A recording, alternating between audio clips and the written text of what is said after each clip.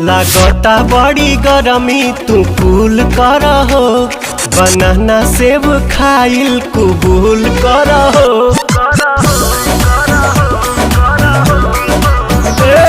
लागता बड़ी गरमी तू कूल कर हो, बनाना सेब खाइल कबूल कर हो। हट जानी सटी जा तू सीना से,